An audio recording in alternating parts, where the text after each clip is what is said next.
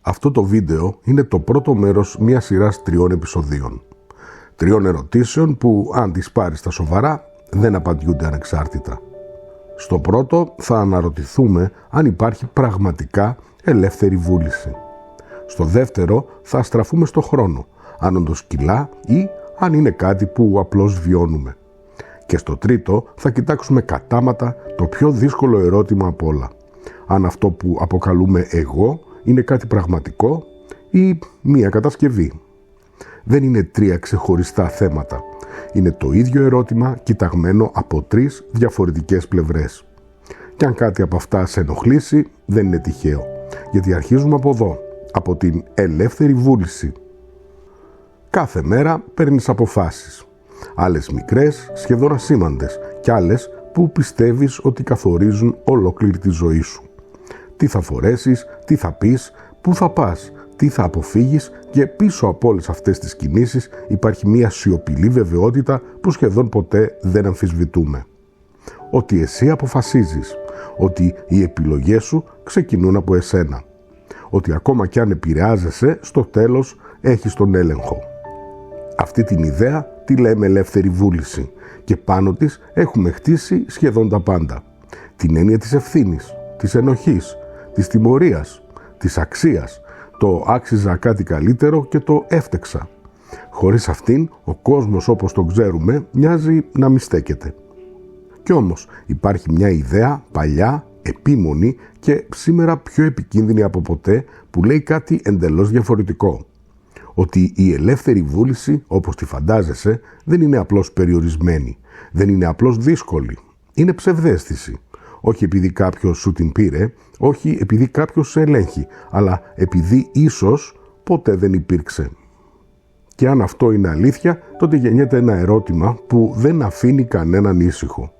Ποιος τελικά ζει τη ζωή σου? Αν σου ζητούσα τώρα να σηκώσεις το χέρι σου όποτε θέλεις, θα το έκανες χωρίς δεύτερη σκέψη. Και δεν θα είχες καμία αμφιβολία ότι εσύ πήρες την απόφαση. Αυτή η αίσθηση ελέγχου είναι απόλυτη. Δεν μοιάζει με θεωρία. Μοιάζει με άμεση εμπειρία. Σαν κάτι που δεν χρειάζεται απόδειξη. Όμως εδώ εμφανίζεται το πρώτο ρήγμα. Γιατί το ότι νιώθεις πως αποφασίζεις δεν σημαίνει απαραίτητα ότι αποφασίζεις. Για αιώνες η φιλοσοφία το υποπτευόταν, αλλά δεν μπορούσε να το αγγίξει. Μέχρι που μπήκε στη μέση η επιστήμη. Στη δεκαετία του 80, ο νευροεπιστήμονας Μπέντζαμιν Λίμπετ έκανε ένα πείραμα που έμοιαζε απλό, σχεδόν αθώο. Οι συμμετέχοντες έπρεπε να κινήσουν το χέρι τους όποτε το ένιωθαν, χωρίς προγραμματισμό, χωρίς σκέψη. Ταυτόχρονα έπρεπε να δηλώσουν τη στιγμή που συνειδητά αποφάσισαν να κινηθούν. Αυτό που αποκαλύφθηκε όμως ήταν βαθιά ανησυχητικό. Ο εγκέφαλος είχε ήδη ξεκινήσει τη διαδικασία της απόφασης πριν ο άνθρωπος νιώσει ότι αποφάσισε. Η ηλεκτρική δραστηριότητα που οδηγούσε στην κίνηση εμφανιζόταν εκατοντάδες χιλιοστά του δευτερολέπτου νωρίτερα. Με απλά λόγια, η απόφαση είχε πάρθει πριν τη συνειδητοποίηση. Η συνείδηση δεν ήταν η αρχή. Ήταν ο αφηγητής που μπήκε αργότερα για να πει την ιστορία. Για χρόνια πολλοί προσπάθησαν να το μαλακώσουν. Είπαν ότι ίσως η συνείδηση δεν ξεκινά την πράξη, αλλά έχει δικαίωμα βέτο. Ότι μπορεί να σταματήσει αυτό που ο εγκέφαλος ετοιμάζει. Και αυτό για λίγο μας ανακούφισε. Μέχρι που ήρθαν νεότερα πειράματα. Σήμερα, με σύγχρονες απεικονιστικές μεθόδους, μπορούμε να ανιχνεύσουμε μοτίβα απόφασης όχι απλώς χιλιοστά, αλλά δευτερόλεπτα πριν ο άνθρωπος νιώθει ότι επέλεξε. Όχι απλές κινήσεις, προτιμήσεις δεξιά ή αριστερά, αυτό ή εκείνο. Η απόφαση δεν εμφανίζεται στη συνείδηση. Αναδύεται από βαθύτερα στρώματα του εγκεφάλου και η συνείδηση απλώς ενημερώνεται. Εδώ το μυαλό αντιδρά. Ναι, αλλά αυτά είναι απλά πράγματα, θα πεις. Η ελεύθερη βούληση αφορά τα μεγάλα. Τι δουλειά έχει ένα δάχτυλο με τη ζωή μου? Το πρόβλημα είναι ότι το μοτίβο δεν αλλάζει όταν τα πράγματα γίνονται πιο σύνθετα. Απλώς γίνεται πιο δύσκολο να το δούμε. Ο εγκέφαλος δρά. Η συνείδηση εξηγεί. Και η απόφαση μοιάζει όλο και περισσότερο με ανακοίνωση, όχι με αιτία. Εδώ μπαίνει το φιλοσοφικό μαχαίρι. Γιατί το ζήτημα δεν είναι μόνο πότε αποφασίζεις, είναι τι είδους ον είσαι. Αν κάθε σου σκέψη προκύπτει από προηγούμενες σκέψεις, που προκύπτουν από εμπειρίες, που προκύπτουν από βιολογία, που προκύπτει από φυσικούς νόμους, πού ακριβώς χωράει η ελευθερία? Στη φυσική δεν υπάρχει γεγονός χωρίς αιτία. Αν οι σκέψεις σου είναι φυσικά φαινόμενα και δεν υπάρχει καμία ένδειξη ότι δεν είναι, τότε υπακούν στους ίδιους νόμους. Αν μια απόφαση δεν έχει αιτία, είναι τυχαία. Αν έχει αιτία, δεν είναι ελεύθερη. Και έτσι η ελεύθερη βούληση παγιδεύεται ανάμεσα στην τύχη και στην αναγκαιότητα και χάνει και από τις δύο. Κάπου εδώ μια αρχαία φωνή ακούγεται σχεδόν ειρωνικά σύγχρονη. Ο Παρμενίδης έλεγε ότι η πραγματικότητα δεν αλλάζει, ότι το γίγνεσθε είναι ψευδαίσθηση, ότι αυτό που είναι ήδη ολοκληρωμένο. Αν αυτό σου φαίνεται αφηρημένο, σκέψου το αλλιώς. Σε σύγχρονα μοντέλα της φυσικής, όπως το λεγόμενο Block Universe, ο χρόνος δεν κυλά. Το παρελθόν, το παρόν και το μέλλον συνυπάρχουν ως ένα ενιαίο σύνολο.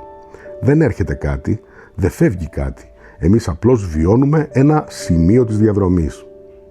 Αν αυτό είναι αληθινό, τότε οι αποφάσεις σου δεν δημιουργούν γεγονότα. Είναι γεγονότα. Και εδώ το πράγμα πονάει περισσότερο, γιατί αν δεν υπάρχει ελεύθερη βούληση, τότε τι είναι αυτό που αποκαλείς εγώ? Ο εγκέφαλος δεν είναι απλώς μηχανή αντίδρασης, είναι μηχανή πρόβλεψης. Προσπαθεί συνεχώς να προβλέψει τον κόσμο και να ελαχιστοποιήσει την έκπληξη. Και μέσα σε αυτή τη διαδικασία κατασκευάζει ένα μοντέλο. Έναν εαυτό που φαίνεται να ελέγχει. Όχι γιατί υπάρχει ως ξεχωριστό κέντρο αποφάσεων, αλλά γιατί είναι χρήσιμο. Το εγώ ίσως δεν είναι ψέμα. Ίσως είναι εργαλείο. Ένα σύστημα που παρατηρεί τι συνέβη, το συνδέει σε ιστορία και λέει «εγώ το έκανα». Όχι επειδή λέει ψέματα, αλλά επειδή έτσι λειτουργεί η συνείδηση. Δεν αποφασίζει, δίνει νόημα. Και κάπου εδώ γεννιέται ο πανικός. Άρα δεν φταίει κανείς για τίποτα. Άρα όλα επιτρέπονται. Άρα είμαστε μηχανές. Όχι, αλλά αλλάζει κάτι θεμελιώδες. Η ευθύνη δεν εξαφανίζεται, μεταμορφώνεται. Δεν τιμωρείς για εκδίκηση, αλλά για προστασία και διόρθωση. Δεν κατηγορείς για να νιώσεις ανώτερος, αλλά για να καταλάβεις αιτίες. Η κοινωνία δεν καταρρέει, ίσως απλώς οριμάζει. Και εδώ έρχεται το παράδοξο. Όταν σταματάς να πιστεύεις ότι είσαι απόλυτα ελεύθερος, αρχίζεις να βλέπεις πού ακριβώς δεν είσαι. Και μόνο εκεί εμφανίζεται μια διαφορετική μορφή ελευθερίας. Όχι να επιλέγεις χωρίς αιτίες, αλλά να αναγνωρίζεις αυτές τις αιτίες. Όχι να ελέγχεις τα πάντα, αλλά να καταλαβαίνεις τι σε κινεί. Ίσως να μην είσαι ο συγγραφέας της ζωής σου. Ίσως δεν είσαι ο σκηνοθέτης, αλλά είσαι κάτι εξίσου παράξενο. Το σημείο όπου το σύμπαν παρατηρεί τον εαυτό του να επιλέγει. Και ίσως η πιο επικίνδυνη ιδέα δεν είναι ότι δεν έχεις ελεύθερη βούληση, αλλά ότι δεν τη χρειάζεσαι για να ζήσεις με επίγνωση.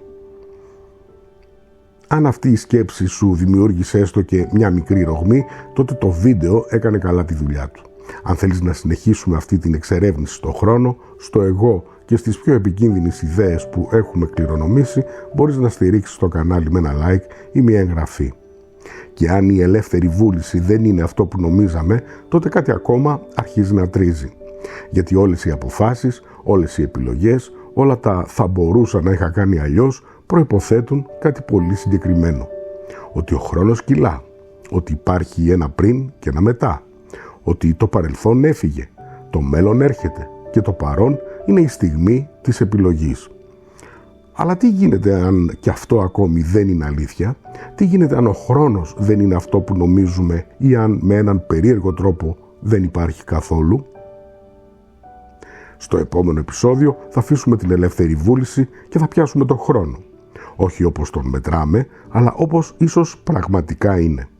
Μέχρι τότε να είσαι καλά και να μην σταματήσεις να σκέφτεσαι.